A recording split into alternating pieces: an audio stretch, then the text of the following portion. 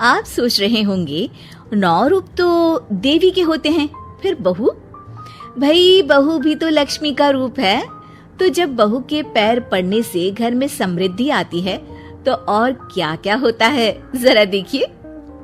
रामलाल और श्यामलाल 2 भाई थे। दोनों बड़े ही प्यार से साथ ही एक ही घर में रहते, लेकिन दोनों की बीवियों का रवैया एक दूसरे के लिए बिल्कुल ठीक नहीं था। एक दिन रामलाल की बीवी कहती है, अरे रमा, ये क्या कर दिया? सारा कचरा पूरे घर में फैला दिया। माफ करना दीदी, मैंने रखा तो एक ही जगह था, लेकिन हवा इतनी तेज चली कि उड़ गया। अभी उठा देती हूँ। हाँ हाँ जल्दी करो। और एक बात, अब भाई साहब से बोल देना कि 2 रसोई कर ले। पता तो है मेरा बेटा सोहन बड़ा हो गया है, अब लड़की वाले भी आने लगे हैं, तो उसकी शादी हो ही जाएगी इस साल।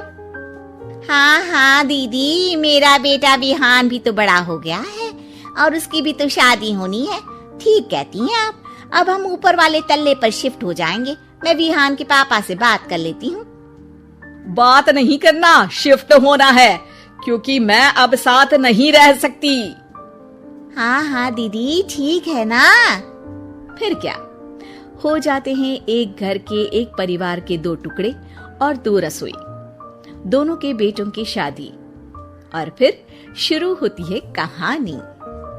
अरे मेरी बहू तो ढेर सारा दहेज लाई है। ये देखो, बड़ा टीवी, एसी, कार और गहने भी। दीदी ये तो बहुत अच्छा है, लेकिन है कहाँ आपकी बहू?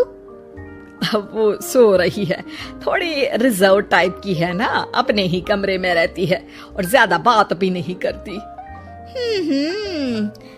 तभी रमा की बहू की आवाज आती है, माँ कहाँ है आप? जल्दी आइए, नाश्ता ठंडा हो रहा है और मुझे भी भूख लग रही है। आ रही हूँ बेटा, रुक।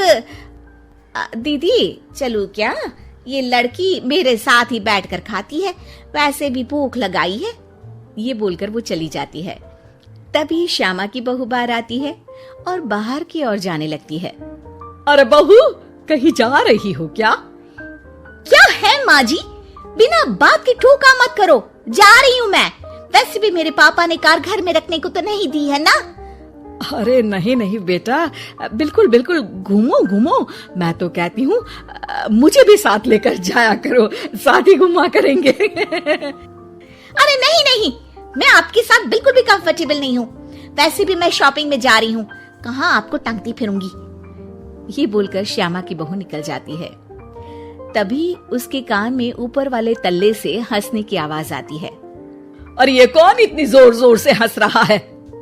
ऊपर जाती है, जहाँ वो देखती है कि रमा और उसकी बहू साथ बैठकर बातें कर रही होती हैं। फिर तो मम्मी जी इतना मजा आया कि मैं क्या बताऊं। हाँ हाँ बहू, सुनने में ही हंसी नहीं रुक रही। तू तो वहाँ मौजूद थी। तभी दोनों की नजर श्यामा पर पड़ती है। अरे ताई जी आइए ना, आइए। वो उनके पैर छूती है और फिर चाय बनाकर लाती है। श्यामा अकड़ कर कहती है, अरे नहीं नहीं, मैं चाय वाय नहीं पीती, बस हंसने की आवाज आ रही थी तो सोचा बता दूं कि टीवी की आवाज धीमी कर लो। अरे टीवी, वो देखो दीदी, धूल खा रहा है, वक्त ही नहीं मिलता देखने का। बहू के साथ वक्त कैसे बीत जाता है, इसकी बातें और किस्से कहानी किसी सीरियल से कम नहीं होते। श्यामा को खुशहाल रमा को देखकर जलन होती है। हाँ हाँ, मैं तो तंग आ जाती हूँ इतनी सारी बातें करके, मुझे तो सुकून पसंद है। ये कहकर श्यामा चली जाती है। अगले दिन रमा अपनी बहू के साथ घर से जा रही होती है कि तभी दरवाजे में श्यामा उन्हें टोकती है। अरे कहाँ जा रही हो दोनों? अरे देखिए ना दीदी, इसे शॉपिंग करने जाना था। मैंने कहा अकेली चली जा, तो कहने लगी मम्मी जी आप घर में अकेले बोर हो जाओगे ना, आप भी चलो हमारे साथ। अरे अब इस उम्र में तू कहाँ घूमेगी? अब देखते हैं दीदी, जहाँ ये लड़की घुमा दे। अब मेरी बहू भी कल गई थी कार चलाकर। हाँ। तभी रमा की बहू कहती है, ताई जी मुझे तो कार चलानी नहीं आती, लेकिन हाँ, इस सुहाने मौसम में मम्मी जी को स्कूटी की सैर करा देती हूँ। श्यामा का मुंह बंद हो जाता है। वो अपने कमरे में चली जाती है जहाँ उसकी बहू बैठकर अकेली टीवी देख रही होती है। बहू, तू भी कुछ बातें किया करना, मैं अकेले अकेले बोर हो जाती हूँ। तो क्या मैं यहाँ आपको एंटरटेन करने आई हूँ? देखिए मम्मी जी, मैं तो सिर्फ ये कहना चाहती हूँ कि ये टीवी मेरे पापा ने दी थी, तो ये टीवी कल तक मेरे कमरे में लग जानी चाहिए, समझिए आप। ये बोलकर वो वहां से चली जाती है। श्यामा सोच लेती है कि वो अब ये सारी बातें अपने बेटे को बताएगी। शाम को उसका बेटा जब घर आता है, अरे देख बेटा, तेरी बीवी सारा दिन अपने कमरे में रहती है, न बात करती है न चित।